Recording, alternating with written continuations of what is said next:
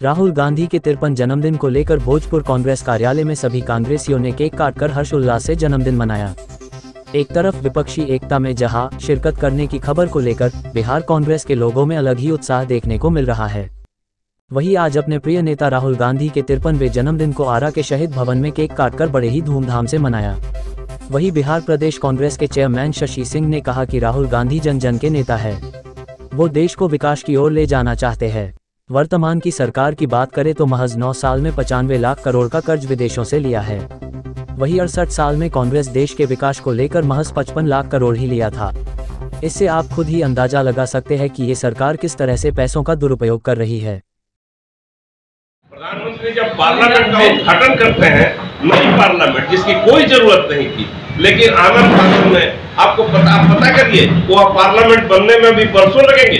उस पार्लियामेंट के अधिकारी से मेरी बात हो रही थी फोन पर, मैंने कहा पार्लियामेंट देखना चाहते हैं हम लोग, नई पार्लियामेंट। बोला सर अंदर कुछ ओके नहीं किया है, तो ऊपर सेंगोल लगाया गया है। सेंगोल क्यों लगाया? ये सेंगोल राजतंत्र का प्रतीक है। सेंगोल साउथ में, खास करके तमिलनाडु में, जब राजा एक दूसरे को पराजित करके, कोई बलवान आदमी एक दूसरे को पराजित करता था और पराजित करने के बाद जब गद्दी पर बैठता था तो वो सेंगोल उसको दिया जाता था। और ये हमारा अशोक स्तंभ हटाकर सेंगोल लगा दिए। तो ये व्यवस्था अव्यवस्था के चरम सीमा पर देश है। अगर देश में जल्दी प्रधानमंत्री मोदी को नहीं हटाया गया तो देश को टूटने से, कोई बिखरने से कोई नहीं बचा सकता। क्या लगता है कि राहुल गांधी की पद यात्रा तभी खत्म होगी जब सत्ता परिवर्तन होगा? क्योंकि बिहार आगमन पे भी उनका एयरपोर्ट से सदाकत आश्रम तक ही पद यात्रा। फिर राहुल जी, हमारा अब बिहार में पदयात्रा चला था, आपको स्मरण होगा। हमारे प्रदेश अध्यक्ष डॉक्टर अखिलेश प्रसाद सिंह के नेतृत्व में हम लोगों ने मंदार से, उस मंदार पर्वत से शुरू किया था जहां समुद्र मंथन हुआ था, और समुद्र मंथन के उपरांत नई व्यवस्था बनी थी, एक नया जीवन, दुनिया को, सृष्टि को एक नया जीवन मिला था। वहां से हम लोग पटना तक आए थे और उसको समापन करना था।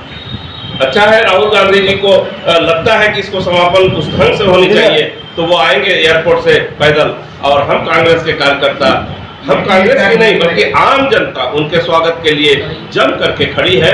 और राहुल गांधी निश्चित रूप से इस देश में सत्ता परिवर्तन करने में सक्षम और सफल होंगे, हम लोगों को ये पूरा भरोसा है। वहीं वरिष्ठ कांग्रेस नेता राजी अहमद ने कहा कि राहुल गांधी मोहब्बत की दुकान चलाते हैं, न कि वर्तमान की सरकार की तरह नफरत की। बीजेपी के एमएलसी के द्वारा राहुल गांधी को प्रेस वार्ता में पप्पू नाम से संबोधित करने के मामले पर कहा कि गलत शब्दों के इस्तेमाल का ठेका बीजेपी के सभी नेताओं के पास है। वो शुरू से ही अवामनीय शब्दों का इस्तेमाल करते हैं, पर उनके ऊपर नहीं होती है किसी तरह की कोई कार्यवाही। राहुल गांधी जी का जो जन्मदिन मनाया जा रहा है, काम कर रहे हैं देश को बचाने के लिए, और राहुल गांधी का ये जन्मदिन मनाने के पीछे हमें भरोसा भी है, ये भी कारण है कि आज राहुल गांधी ने जो विश्व को एक नया सीख दिया है। दुनिया हर जगह आतंकवाद से परेशान है, जो लोग हर जगह एक दूसरे से लड़ने के लिए परेशान है, हर लोग दुश्मन की जो है विरोध की दुकान खोल के बैठे हैं। और राहुल गांधी ने एक बड़ी अच्छी सीख दी पूरी दुनिया को कि अगर दुनिया को चलाना है, दुनिया को जीतना है, दुनिया के दिल को जीतना है, तो नफरत की दुकान छोड़ करके मोहब्बत की दुकान आपको खोलनी होगी। और जब तक आपस में मोहब्बत, प्यार नहीं होगा, तब तक देश और विश्व का विकास नहीं होगा, विश्व में शांति नहीं होगा और देश में शांति नहीं होगा। नफरत की दुकान से मोहब्बत की दुकान तक की बातें तो आप करते हैं, लेकिन वही विपक्ष कहता है कि सिर्फ वो नफरत ही फैलाते हैं, कि विदेशों में जाकर वो हिंदुस्तान के खिलाफ में गलत बयानबाजी कर रहे हैं। और खास करके भाजपा के एमएलसी के द्वारा राहुल गांधी को अमानवीय शब्दों के द्वारा संबोधित किया जा रहा, लगातार उन्हें पप्पू शब्द से संबोधित किया गया, जबकि व्यवहार न्यायालय के द्वारा कहा गया था कि अमानवीय शब्द का प्रयोग अब कोई नहीं करेगा। पहले तो मैं आपको बता दूं कि भाजपा एक ऐसी पार्टी है जिसके सामने ना न्यायालय है, ना इलेक्शन कमीशन है, और जिसको मैं बाइट दे रहा हूँ, जो स्तंभ है, उस स्तंभ भी आज के दिन में भाजपा जैसे शासन के सामने नतमस्तक है। और ये किसी को कुछ नहीं समझते हैं। ये शासन जो है एक लोकतंत्र की तरह नहीं, राजतंत्र और राजा की तरह चलाना चाहते हैं। ये जो कह दिए वही सही है, चाहे वो गलत हो या सही हो। अब रह गई बात कि लोग पप्पू कहते हैं राहुल गांधी को, विदेश में जाके राहुल गांधी छवि खराब करते हैं। मैं पूछना चाहता हूं भाजपा के उन नेताओं से कि क्या आज से 10 साल पहले 2014 में यही भारत के प्रधानमंत्री जिन्होंने कहा था कि मुझे शर्म आता है कि मैं भारत में रहता हूं,